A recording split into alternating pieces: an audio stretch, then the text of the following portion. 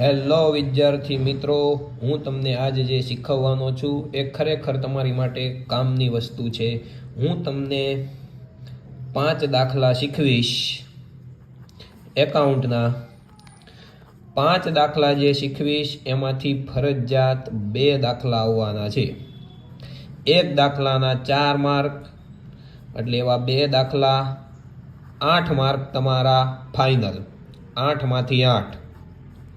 જો તમારે મારા આવા વિડીયો જોવા હોય તો મેં ઇન્સ્ટાગ્રામ સ્ટોરીની અંદર મારી ઇન્સ્ટાગ્રામ ચેનલ અને વોટ્સઅપ ચેનલની લિંક આપેલી છે. તેમાં તમે જોઈન થઈ જાયજો, જેથી તમને આવી માહિતી સૌ પ્રથમ મળે. ઘણા વિદ્યાર્થીઓ ઇન્સ્ટાગ્રામ યુઝ નથી કરતા, તેની માટે મેં વોટ્સઅપ ચેનલ બનાવેલી છે, તો તેમાં પણ તમે જોઈન્ટ થઈ જાયજો. અને 100% ગેરંટીવાળી જ આપણી આઈએમપી હશે. હું કહું ને તમારે માની લેવાનું એવું નહીં. તમારે છેલ્લા 10 બોર્ડના પેપર ચેક કરી લેવાના. આ જ વસ્તુ હશે. હવે વાત કરવાની છે આપણે ચેપ્ટર નંબર 3 પાઘડીની. હવે જુઓ, આમાં થાય છે કે બધા વિદ્યાર્થી મિત્રોને પાઘડી ચેપ્ટર આવડે છે, હું ના નથી પાડતો, પણ હું તમને એ ગેરંટી આપું છું કે તમે મારો આ વિડીયો પૂરેપૂરો જોશો એટલે તમને પાઘડીના દાખલા ઓળખતા આવડી જશે. એટલે ઘણા વિદ્યાર્થીઓને પાઘડી આવડે છે પણ એક્ઝામની અંદર દાખલા ઓળખતા નથી આવડતા કે ભાઈ આ કઈ રીતનો છે. આપણી પાસે 5 રીત છે, એમાંથી 2 આવવાના છે, ફાઇનલ છે, પણ ઓળખતા નથી આવડતા. તો ઓળખવા હોય તો એની માટે હું તમારી માટે એકદમ નવી પદ્ધતિ લઈને આવ્યો છું, અને કોષ્ટક પણ તમે સરળતાથી મોઢે કરી શકશો.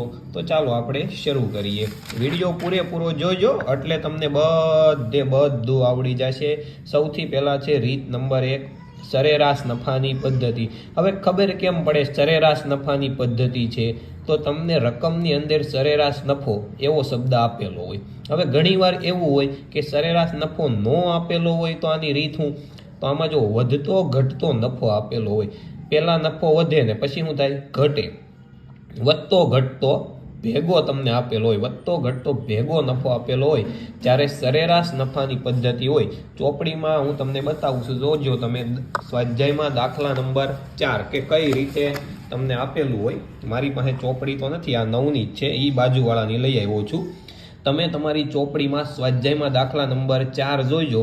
એમાં જુઓ, તમને એવું કીધું છે, નીચેની માહિતી પરથી ભાવેશ અને વિપુલની ભાગીદારી પેઢીની પાઘડીની કિંમત છેલ્લા 5 વર્ષના સરેરાશ નફાની. આવ્યો સરેરાશ નફો શબ્દ આવ્યો એટલે રીત નંબર 1 સરેરાશ નફાની પદ્ધતિ. હવે જો આવું કીધું ન હોય સરેરાશ નફાની પદ્ધતિ અને એવું કીધું યોગ્ય પદ્ધતિ, તો કેમ ખબર પડે આ સરેરાશ નફાની છે? તો તમને કીધું ને કે નફો કેવો હોય? વધતો અથવા તો વધતો અને ઘટતો કેવો હોય? સાથે હોય. જો તમને બતાવું, પહેલા 1 લાખ, પછી 1,10,000 વધે, 1,80,000 વધે, 2 લાખ વધે, 1,50,000 ઘટે ને? તો વધતો ઘટતો સાથે થઈ ગયો એટલે કઈ પદ્ધતિ આવે? સરેરાશ નફાની પદ્ધતિ.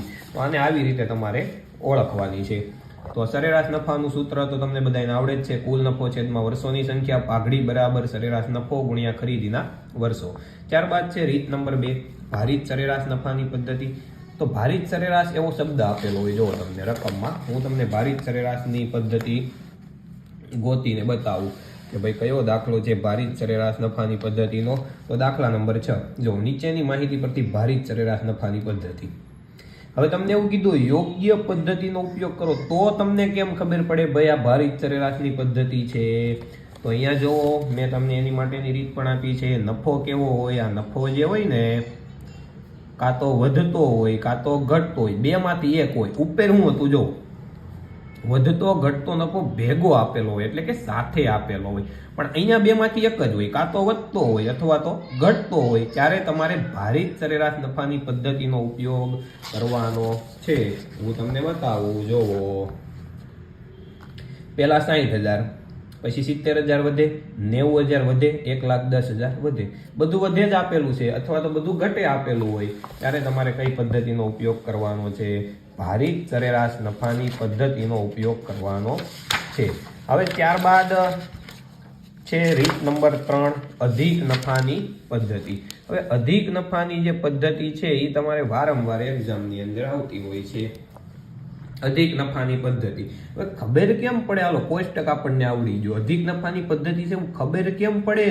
તો અધિક નફો એવો તમને શબ્દ આપેલો હોય દાખલામાં, અને કોષ્ટક કઈ રીતે યાદ રાખવાનું એ શીખવાડે. ઘણા વિદ્યાર્થીઓ ભૂલી જાય છે કોષ્ટક કઈ રીતે યાદ રાખવાનું ને. તો અધિક નફો એવો શબ્દ તમને દાખલામાં આપેલો હોય ત્યારે રીત નંબર કઈ આવે? 3 આવે. ચાલો હું તમને એ પણ બતાવું.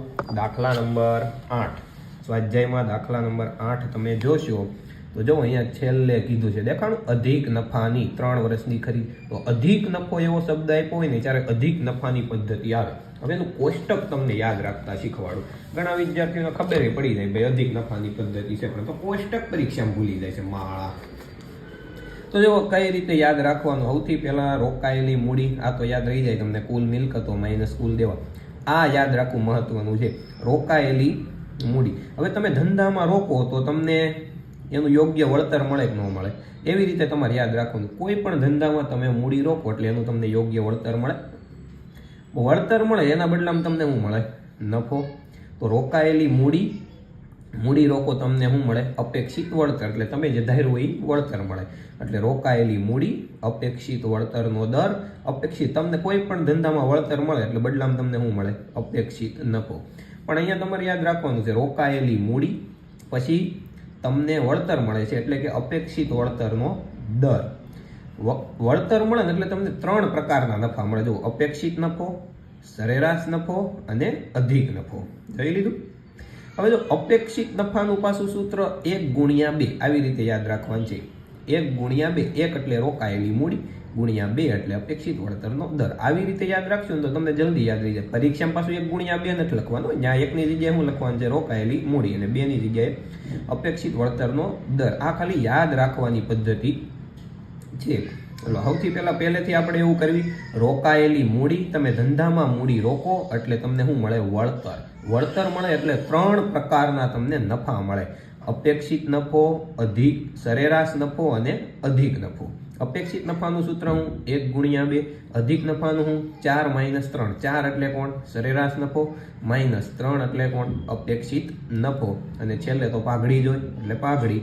અધિક નફો ગુણ્યા ખરીદીના વર્ષો. એટલે સૌથી પહેલા તમે ધંધા મૂડી રોકો એટલે વળતર મળે. વળતર મળે એટલે તમને 3 પ્રકારના નફા મળે. કયા નફા? અપેક્ષિત નફો, સરેરાશ નફો અને અધિક નફો. અને છેલ્લે પાઘડી. અપેક્ષિત નફાનું સૂત્ર 1/2, અધિક નફાનું સૂત્ર 4 - 3. આવું તમે 4 થી 5 વાર રિપીટ કરો એટલે અધિક નફાનું કોષ્ટક મોઢે. હવે આપણે જોઈએ રીત નંબર 4. હવે રીત નંબર 4 તો અધિક નફાની મૂડીકરણની પદ્ધતિ. મૂડીકરણ અથવા તો હું શબ્દ આપ્યો હોય મૂડીકૃત. હવે જો અધિક નફો જે છે, અધિક નફો ખાલી તમને આપ્યો હોય તો રીત નંબર 3. પણ અધિક નફાની મૂડીકરણ એવું તમને સાથે આપેલું હોય તો રીત નંબર 4. હવે એનું કોષ્ટક કઈ રીતે મોઢે કરવાનું છે એ પણ હમણાં તમને શીખવાડું છું. એની પહેલા હું તમને પદ્ધતિનો દાખલો ગોતી દઉં. જો દાખલા નંબર 10 જોવાનો છે તમારે સ્વાધ્યાયની અંદર. હા જો અહીંયા ઊભા રહીજો, હું તમને બતાવું. દાખલા નંબર 10 નહીં, દાખલા નંબર 11 આપણે જોવી તો વધુ ખ્યાલ આવશે. જો અધિક નફાની મૂડીકૃત, દેખાણું? અધિક નફાની મૂડીકૃત. ખાલી અધિક નફો હોય તો રીત નંબર 3, પણ અધિક નફાની મૂડીકૃત આવો શબ્દ હોય તો રીત નંબર 4. ખાસિયત એ છે આની રીત નંબર 4 ની કે ભાઈ આ છે ને રીત નંબર 3 જેવી જ છે. પેલા જે 5 સ્ટેપ છે ને, 1 થી 5 સ્ટેપ આના આની જેવા જ આવે. જો આમાં હતા નહીં, રોકાયેલી મૂડી, ધંધામાં મૂડી રોકો એટલે વળતર મળે. વળતર મળે એટલે 3 પ્રકારના નફા, અપેક્ષિત, સરેરાશ ને અધિક નફો. અને છેલ્લે પાઘડી. આમાંય છેલ્લે પાઘડી. અધિક નફો ગુણ્યા ખરીદીના વર્ષો નહીં. અહીંયા પાઘડીનું સૂત્ર તમારે 6 નંબરમાં શું લેવાનું? પાઘડી બરાબર 5/2 ગુણ્યા 100. 5 એટલે કોણ? અધિક નફો. છેદમાં 2 એટલે કોણ? અપેક્ષિત વળતરનો દર ગુણ્યા 100. આ તમારી રીત નંબર 4 કે જેમાં તમારે અલગથી કોષ્ટક યાદ રાખવાનું નથી. પછી જો તમને આ કોષ્ટક યાદ ન આવે ને તો આ કોષ્ટક લખી નાખવાનું. આમાં તમારું ઓલું રીત નંબર 4 પૂછાણી હોય, તમે રીત નંબર 3 નું કોષ્ટક દોર્યું હોય તો તમારે શું થાય? 5 સુધી તો સેમ છે, 6માં ફેરફાર થાય તો તમને 3 માર્ક મળવા પાત્ર છે. એટલે હાવ મૂકીને આવવાનું નથી. એટલે જો રીત નંબર 4માં આવી જ રીતે કોષ્ટક છે. રોકાયેલી મૂડી, અપેક્ષિત વળતરનો દર, અપેક્ષિત નફો, સરેરાશ નફો, અધિક નફો અને પાઘડી. પણ પાઘડીનું સૂત્ર ખાલી અલગ છે. બાકી રીત નંબર 3 અને રીત નંબર 4ના એક હરખા કોષ્ટક. રીત નંબર 3 ક્યારે આવે? જ્યારે અધિક નફો કીધો હોય ત્યારે. અને રીત નંબર 4 ક્યારે આવે? અધિક નફાની મૂડીકરણ અથવા તો મૂડીકૃત શબ્દ આપ્યો હોય ત્યારે. હવે છે રીત નંબર 5.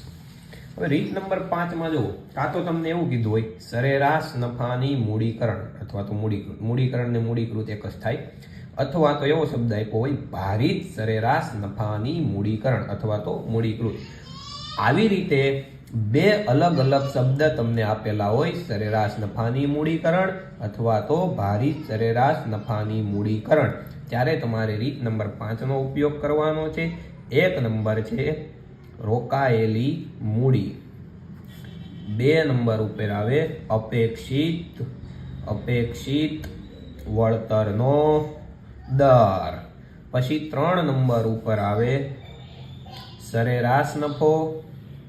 હવે જો તમને આવું કીધું હોય સરેરાશ નફાની મૂડીકરણ તો અહીંયા સરેરાશ નફો, તમને આવું કીધું હોય ભારિત સરેરાશ નફાની મૂડીકરણ તો અહીંયા ભારિત સરેરાશ નફો. 4 નંબર મૂડીકૃત નફો. હવે મૂડીકૃત નફો નું સૂત્ર આપણે આવી જ રીતે યાદ રાખવાનું, 3/2 ગુણ્યા 100. 3 એટલે કોણ? સરેરાશ નફો. 2 એટલે કોણ? અપેક્ષિત વળતરનો દર ગુણ્યા 100. આવું પરીક્ષામાં આવું નથી લખવાનું, આ ખાલી યાદ રાખવાની પદ્ધતિ છે, જ્યાં આખું સૂત્ર લખવાનું છે. અને 5 નંબર છે પાઘડી. પાઘડી બરાબર 4 - 1. 4 એટલે કોણ? મૂડીકૃત નફો. -1 એટલે કોણ? રોકાયેલી મૂડી. જો તમે ખાલી આવી રીતે એટલું મોઢે કરી નાખશો તો તમારે 4 માંથી 2 દાખલા જે આવવાના છે તે તમારે ક્યારેય ભૂલ પડશે નહીં. રીત નંબર 3, 4, 5માં થોડું કન્ફ્યુઝન છે.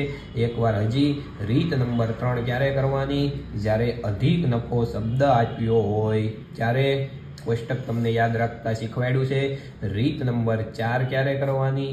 અધિક નફાની મૂડીકરણ એવો શબ્દ આપ્યો હોય ત્યારે. અને રીત નંબર 5 ક્યારે કરવાની? જ્યારે એમને એવું કીધું હોય સરેરાશ નફાની મૂડીકરણ અથવા તો ભારિત સરેરાશ નફાની મૂડીકરણ. એકાદો એવો દાખલો તમને બતાવું એટલે તમને વધારે આઈડિયા આવશે. દાખલા નંબર આપણે જોવી તો દાખલા નંબર 10 જો કીધું છે અહીંયા.